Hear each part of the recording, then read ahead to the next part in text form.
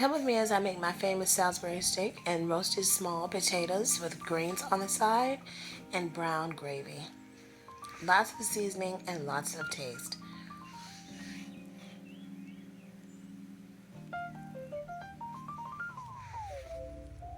First thing you do is take the ground beef out of the package, clean it, and season it in the sink as so. Season both sides, and I use a lot of different things like the seasoned salt. I like to put plenty on there. Coat one side good. I also like to put a lot of garlic powder. Garlic powder herbs takes it to another level. Love garlic powder. Then I also will add Mrs. Dash to that. Sprinkle it on there really, really good. Spread it around. Coat it like you would want to coat it, and then just kind of go from there.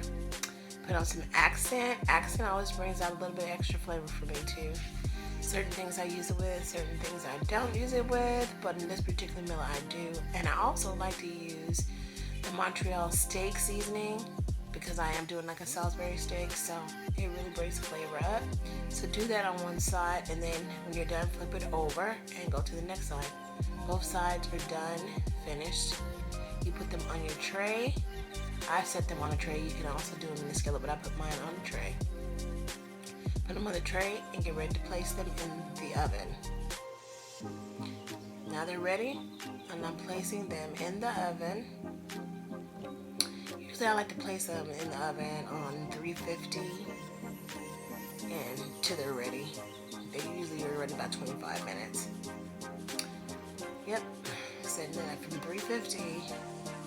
Start it up and let it do its thing. Then we go on to my running honey gold small potatoes. I love these small potatoes. I like to cut them up after I clean them. I will dice them in small slices, and then if I don't like it like that, I will cut them completely in half. And so today I tried the small slices.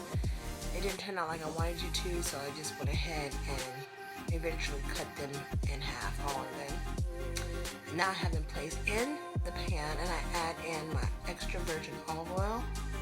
This brand is so good. Add that in on there, spread, just spread it around evenly to give it a good coating. That's exactly what you need to start off with that. Then after I do that, I will start with my flavoring, my garlic powder. Like I said, garlic powder takes it to another level. Then I will go over and then grab my seasoned salt by Lawry's. I love the Lawry seasoned salt. Not too much because sometimes it can get really salty if you do that. And then I will do the little accent on there as well. Accent always brings out flavor. And a little bit of the Montreal steak seasoning. Same thing I kind of used on the Salisbury steak. I also use on my potatoes, as you can see.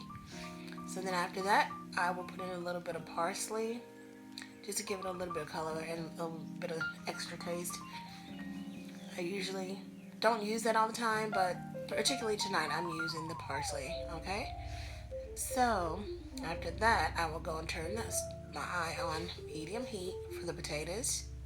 Next thing, I will start on my onions. I have two different kind of onions, the green onion and the white onion. Now they're diced, and I like them in slithers, like kind of small, especially the white onion.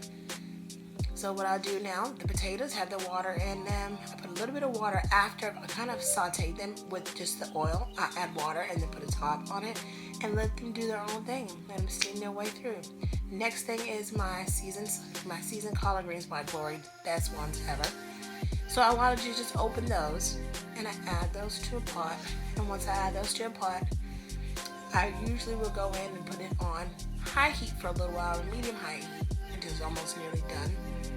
And so for the seasonings, what I tend to do is I just put a little bit of, I don't know, sometimes I use a little bit of sugar. Sugar kind of takes out the bitterness of greens, which is a technique that I was taught by my grandma. It looks like a lot of salt, sugar, but it's really not a lot of sugar, I promise.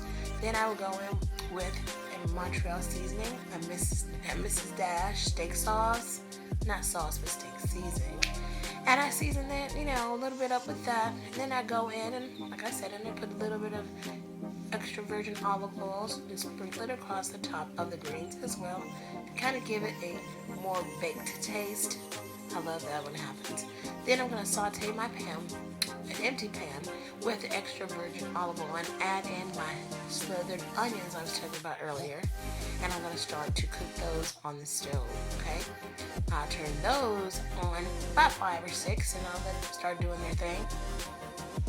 Saute them up and I'd add a little bit of crushed red pepper on those onions to bring up a little bit of heat to put, in with my gravy later on. It's really, really good. Onions is one of my favorite things. I can eat onions by themselves. These smell so fantastic while they're cooking. Yeah, you need to put a little bit of extra heat on your onions while you saute them in that extra virgin olive oil, okay? Now I've actually added in 2 packs of the brown gravy mixed with water, and I've added also, if you notice, the green scallops to it as well with the white slivered onions.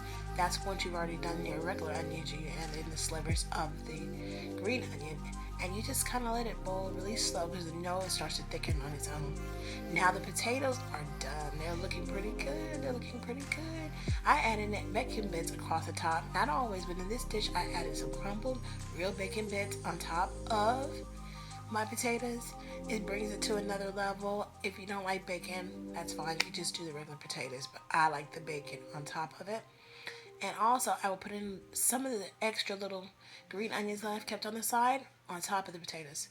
Now, look how wonderful the meat has turned out.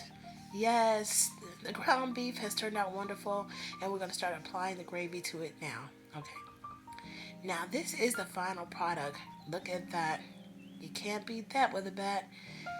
Homemade Salisbury steak, potatoes, greens, and a roll. Eat up.